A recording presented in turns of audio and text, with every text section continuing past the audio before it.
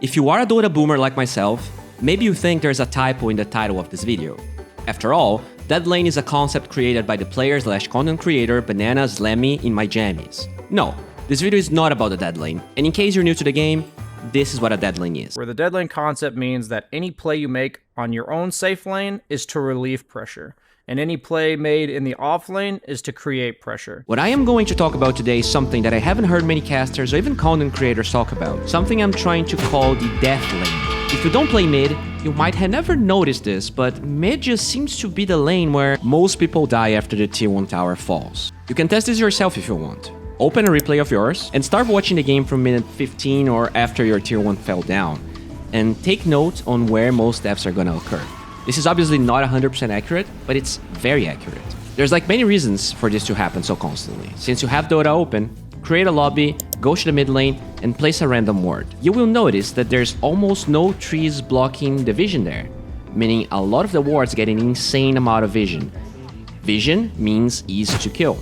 Not only that, but the ratio of high ground vision to low ground vision is way higher than in any other lane. There are mainly 4 levels of height in Dota. River being the lowest, then you have ground level, high ground, and cliffs. You don't have to be a genius to figure out that the side lanes have mainly ground level around them, with the exception of the triangle area. But in the mid lane, with the exception of the center of the map, there's an abundance of cliffs and high ground locations. Not only that, but we have a big amount of river terrain and ground level terrain interacting with high ground and cliffs. Basically, in tons of areas in the mid lane, river, ground level, and high ground are not safe. And in the center of the map, as we noted before, there are no trees, which also means any ward can see pretty much everything. And high ground vision is more vision, which means it's to kill. Here's an example. This high ground ward pushes the enemy Spectre to go for a solo kill, ends up giving vision for Spirit Breaker to charge, ultimately killing Chen but baiting the entire team into a fight against an Aegis Luna. Note how there's also a Radiant ward here in the lane giving a lot of extra vision, but they have a Luna, and it doesn't matter who won, but you will start seeing a pattern of any spark around the mid lane seems to light up and become a thing pretty fast. Then you add the fact that runes spawn there, and the team that took the tier 1 tower first gets to control those most of the time, and now they have the means to get kills. A good rune in the right hero can effectively be a 2 or 3k gold item, and that also means easy to kill. Another vision related reason for mid being the stage of so many battles is the lack of tree lines. In the side lanes, you can easily clear a wave and in 1 second get into a tree line that makes the window of opportunity for kills way shorter. Compare that to what happens in the mid lane. First of all, when you clear a wave in the center of the map like this, the amount of time until you're covered by a tree line is substantial, and even when you get there, we already talked about the amount of cliffs and high ground wards around this area that can be a threat even if you are in the tree line.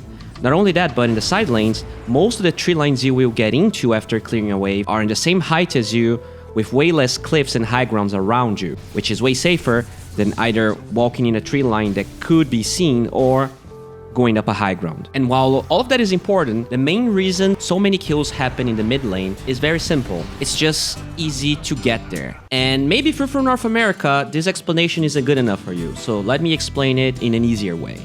Imagine a square of side X that has a delicious donut in the center of it. Right now, you are here. So to connect to the donut, you need to walk X divided by 2. Your distance to the donut, if you are on the edges of the square, is the same and shorter than if the donut was here, let's say.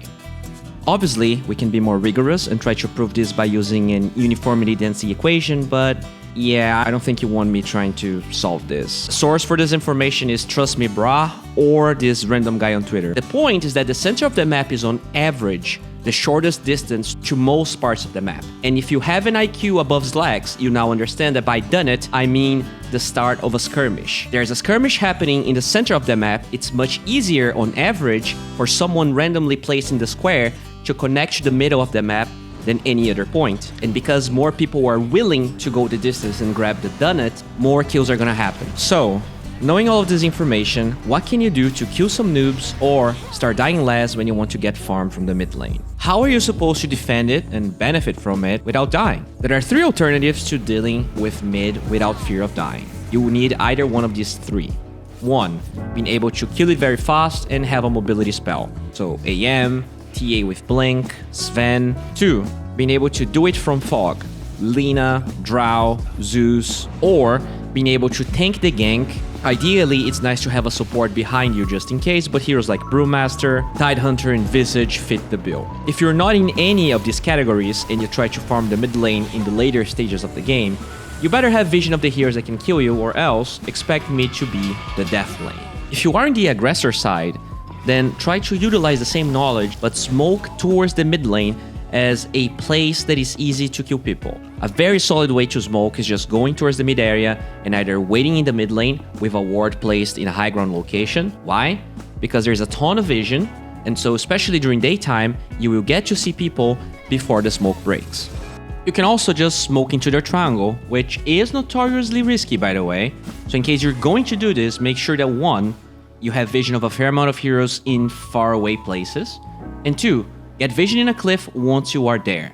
In this case, since they already blew their load, tiny wards in a less obvious spot, since Radiant will definitely try to deward after a move like this, but ideally if you get into the triangle and there's no one there, get vision, so once someone goes there, you can get a kill. By the way, if you're serious about smoking, the right way to go about it is actually smoking in a side lane after clearing the wave and then moving towards the other side lane, because you're going to force someone to defend in one side of the map while you're doing 2 things. You're gonna cross mid, which is notoriously full of people, and 2, even if you find no one there, now you cross the entire map, which increases the probability of fighting someone with way less chance of fighting the enemy full squad, as the pressure you created in lane is very far away from that lane. But this is not Harvard and your allies are potatoes, so just say go mid and it's fine. Now, you might be wondering, why care about the death lane so much then? If it's so easy to die, why can't we ignore it? Well, the big reason for it, and the reason why taking the enemy tier 1 and also pushing that wave matters, is simple. In Dota, a camp is gonna be yours if the creep wave is ahead of it. By pushing the death lane, you free a lot of space in the map, and provided you clear it by using the 3 tips I gave you, not only you will probably not die, but you will also get to accelerate your farm or your course farm much faster in the jungle as well. So next time you're playing mid, treat it and respect it as the death lane it is, and you should be dying way less and hopefully killing people unaware of how dangerous it is. Today, I have no sponsors since my channel is dead, but if you want to take your game to the next level, check my Patreon at patreon.com/D2Bowie.com. By the way, I'm thinking about streaming on both YouTube and Twitch in the recent future to give back to all of you guys and analyze some replays for free and just chat. If you want to be a part of it, make sure to check the community post I dropped to vote for a date that works for you. And if you want to get together with a newly formed, highly eager community of Dota players that want to improve, check my Discord channel in the description. Also, if you know any TOs and casters, tell them about me, cause I'm about to go bankrupt. Thanks!